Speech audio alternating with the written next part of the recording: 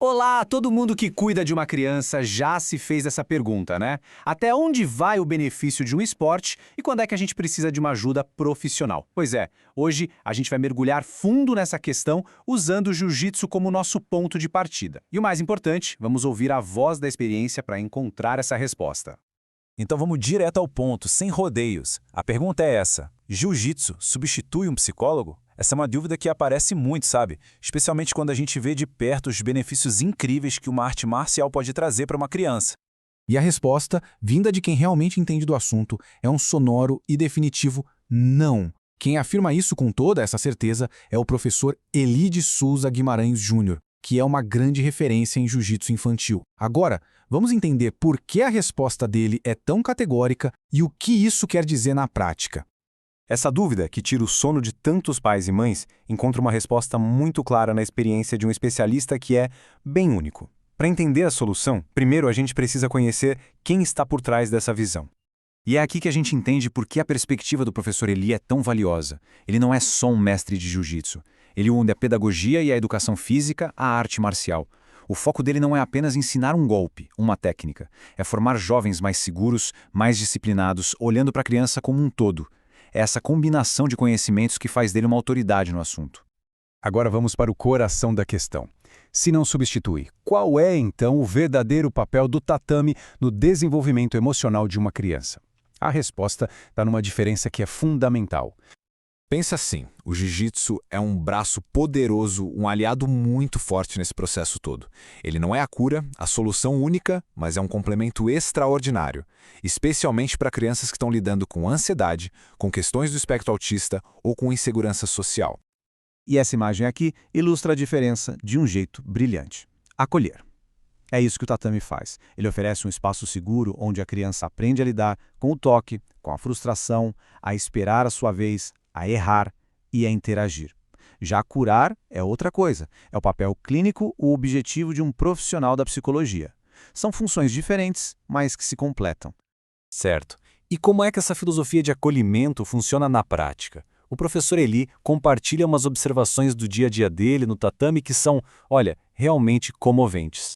Ele descreve essa jornada que a gente está vendo. Primeiro, a chegada. As crianças chegam quietinhas, tensas, às vezes meio retraídas. Aí vem a evolução. A postura muda, fica mais ereta, o olhar começa a encontrar o dos outros.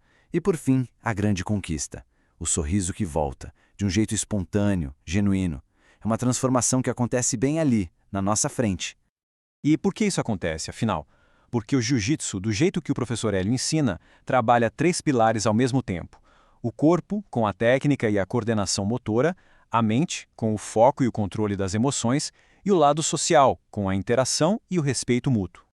Mas, olha, essa transformação que se observa no dia a dia não é só uma percepção, um achismo, ela tem base científica. Vamos dar uma olhada nos dados para ver como a ciência confirma o que os professores veem no tatame. Exato. Essa percepção do tatame não é só sentimento, não. A ciência está aí para comprovar. Estudos de peso, como os da Universidade Federal do Rio Grande do Sul, colocam números bem concretos por trás desses sorrisos transformados. Para pensar nesse número. Um aumento de até 40% nas habilidades sociais de crianças no espectro autista. 40%. Isso significa mais interação, mais conexão.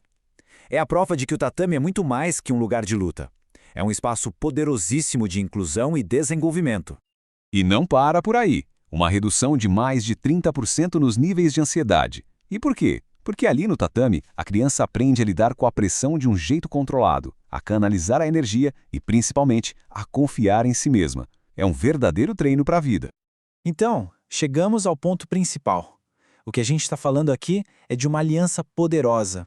A união da prática esportiva, do conhecimento pedagógico e do suporte psicológico quando ele é necessário. É isso que constrói a verdadeira força.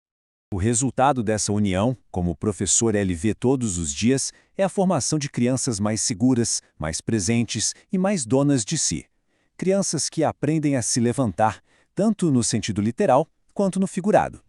E este resumo aqui é perfeito.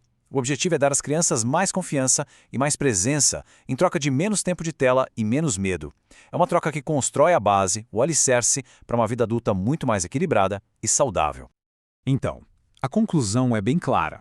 O jiu-jitsu não é um substituto para o psicólogo. Ele é um parceiro.